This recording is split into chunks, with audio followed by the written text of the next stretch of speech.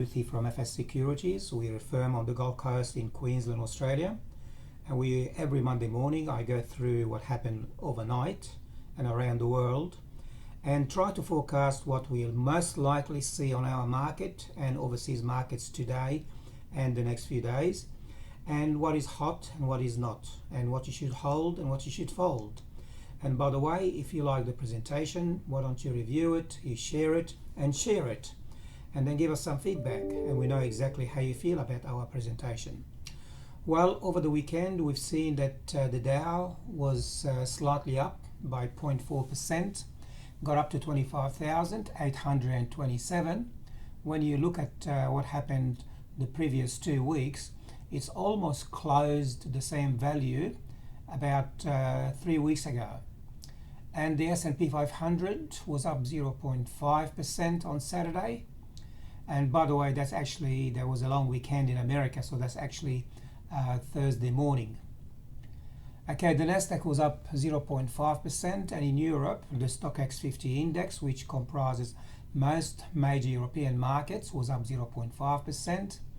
However, it dropped 2.6% the week before and was flat several weeks ago. So 9,946, well, we're slightly up. And the FTSE 100 index was down 1.3%. The DAX was down 0.6%. In Japan, the Nikkei index was up 0.5%, having 3 weeks in a row with gains. And the Shanghai index, the same thing, 3 weeks of rises. And our market, we also had 3 good weeks. On Friday, we've seen the market close 25 points higher, and that 0.4%. And the futures this morning indicating that most likely the market will open 35 points lower, or 0.6%. Gold was trading at 1,787 US, $7 higher than the previous week. And silver at $18.31, a few cents higher than the week before. And the Australian dollar, 69.4, higher than the week before. It will give you 61.7 euro cents and 55.6 British pence and 107 New Zealand. And by the way, iron ore price was up 1.2% to $100.65 US per ton. Looking at what happened over 1 week, and then we combine the 2 weeks together to see whether the rise last week has actually affected what happened the week before. For instance, the Dow was up 3.2% last week. However, when you put the 2 weeks together, it was actually down 0.2%. So that means the week before was actually drop more than 3.25%. Okay, the Nasdaq was up 4.6% last week, was a loss the week before. However, combining the 2 weeks together, still 2.6% higher. The S&P 500, the broader S&P 500 index, again over 2 weeks, 1% higher. And last week was actually obviously a very good week, which actually offset the losses the week before. Okay, now in terms of gold was up $31.10 US per ounce over 2 weeks. Only slight increase last week of $2.50. Silver also a small increase last week, and 36 cents, that is 2%, and 2.7% the gain over 2 weeks. West Texas crude oil 5.7% last week, however 2.3% combining the 2 weeks together. And if you're interested to trade any of these commodities, all you have to do is talk to us. And once again, for those people who follow Bitcoin on Saturday was trading at 9,105, that's US per coin, down $220. overnight, and that converts to approximately 13,275 Australian dollars. Look at our market. Our gauge, the ASX 200 index, that is actually the market gauge, is affected by a great extent by two major sectors, the financials and the materials. When both of these sectors are up, usually it drags the whole market up.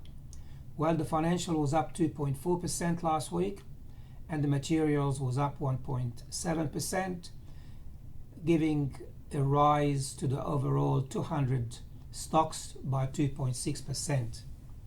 And you look at the last 2 weeks combined, you find that the financials was up 1.9%, and the materials was up 3.8%.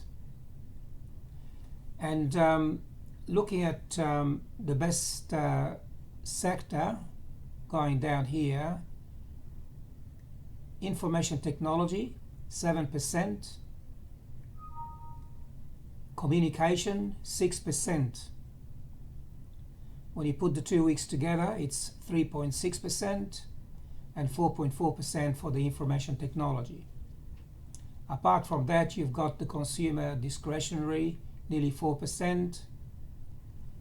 You've got mid-cap 50, nearly 4%, and consumer staples, also slightly above 4%. In terms of stocks, the top 20 stocks that we usually look at, you can see here that going down this line, Telstra was up 7%, and putting the 2 weeks together, it's 5.3. Very good 2 weeks for Telstra. And Wesfarmers was up nearly 7% over 2 weeks. On the red side, the bearish side, we've seen AMP down 1.9%. However, putting the 2 weeks together, still gaining 4% combined. ANZ 2.35% over 2 weeks. Bramble nearly 13% drop over 2 weeks, despite the gain of 1% last week. Macquarie Bank slightly up over 2 weeks. Suncorp was down 3% last week. Putting the 2 weeks together, obviously the week before had a slight increase.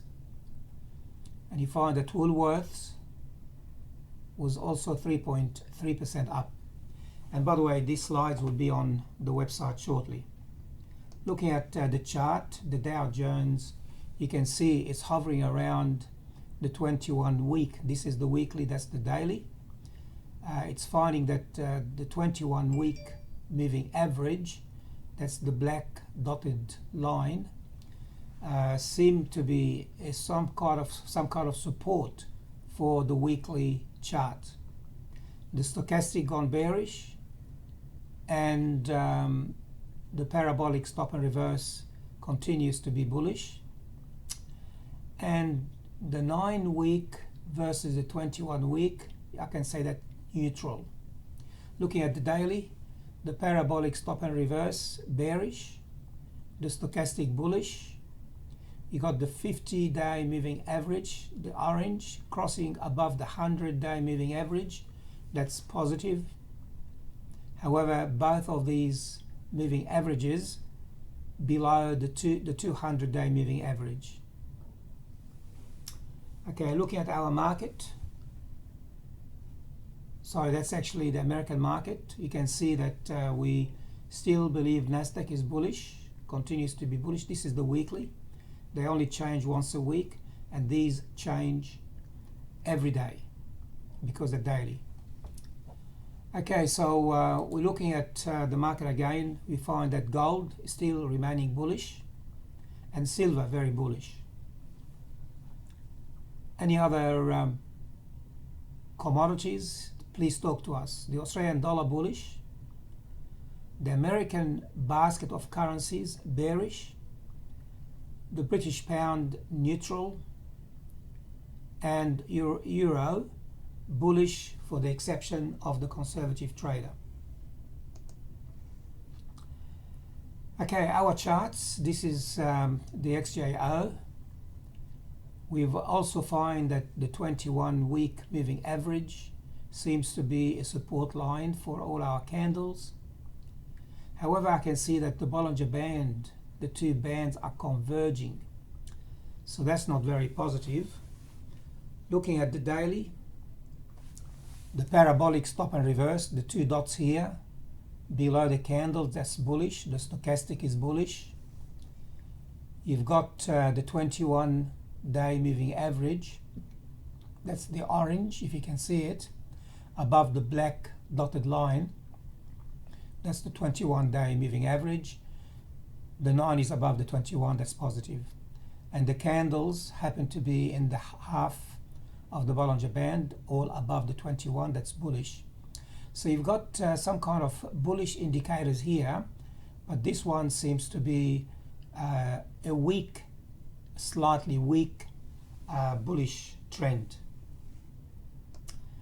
The mechanical system that we've got, looking at the sectors, we find that there is a lot more blue here for the daily, and you find that 2 weeks ago, 2 Saturdays ago, we had a lot more red for the very aggressive trader, and all of these have converted to bullish this week. Looking at the daily, most of it is bullish with the exception of industrial. Okay, looking at the weekly for the stocks, we find that again we have a lot more bullish here. CBA, for some reason, it's bearish for the aggressive trader and the very aggressive trader, and so is Rio. So that's Santos and Suncorp. Again, you've got to understand what type of investor or a trader you are, and if you're a trader, you need to assess whether you are a conservative trader or a very aggressive trader or somewhere in between, and there is a different strategy for each of you. Okay, so again, what we look at, Newcrest Mines bullish, and we've got Rio bullish, we've got TPG bullish, and Wesfarmers slightly bullish. Okay, now looking at the daily, you find that looking at the daily as well, CIMIC, the old Leighton Holdings, bearish for the daily. It's been bearish for a number of days, as you can see here. And Santos has been bearish for a number of days. TPG turned from bullish, very strongly bullish for a number of weeks. It's turning into bearish for the very aggressive trader for the first time in many weeks. Wesfarmers, bullish across all sectors. And Woolworths, also all bullish with the exception of investor. Now we like to look at volume, because volume sometimes give us a hint. We can see here that out of 2, 4, 6, 8 days, there were 6 days with the advances across all stocks were higher than the declines. So that seems to be bullish. And the volume has been around the 4 billion transactions per day, which is also very positive, better than the one here when we were down to 3. Okay, on Friday we can see that the most active was Cochlear. This is this week, this is the week before, and we try to see which company appears on both of these tables. Sonic Healthcare, we don't have Sonic here. JB Hi-Fi, A2 Milk, Boral. Again, we can't really see 2 weeks in a row. Now in terms of on Friday, we've seen that QBE Insurance, the price went up by 1% and had slightly increase in the volume. Nothing on the bearish end. If you look at the mid cap, data number 3, these have been appearing over and over, had 5.7% increase in the price, and the volume was up 7%. Not a great deal. What about West Gold? The price was up by nearly 1%, and the volume was up 143%. And on the downside, we've got Decian Gold and Parenti Global.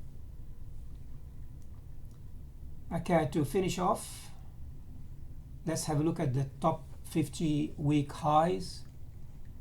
This is last week, this is last Saturday, the week before, we got 2 weeks. This company, we only look at the ones with the blue because they are above 10 cents. We don't like to trade anything below 10 cents. Novati Group doesn't appear the week before. Non-spokes, no, it's not showing here. Okay, you've got some in here, and that will be put on the website in a minute. Okay, well, our trade for the CFDs, we have a small trade for the XJR. We closed most of it with profit last week, and we left only one contract. ANZ up $54, Paladin up $32, and Zip down $103. Okay, finally the disclaimer, everything we said here today is for general advice only, and please, before you take any action, please consult with us or with your professional advisor. Remember, there is risk in the market, and you need to understand what is risk, what type of risk appetite you've got. Are you an investor or are you a trader? And if you are a trader, are you a wise trader or a very aggressive trader? Okay, if you have any question you need to ask, and these are our details, you can write to me at George@FS Securities. FS stands for full service. George@fssecurities.com, or you can do .com.au. You can ring my mobile. If you're ringing from overseas, you'll put the 61 first. That's the country code. You don't need the 0. So 61-411-259526. And of course, if you're ringing from locally, obviously you don't need the country code. You go straight to 0411-259526. Happy trading, and I hope you make some money this week.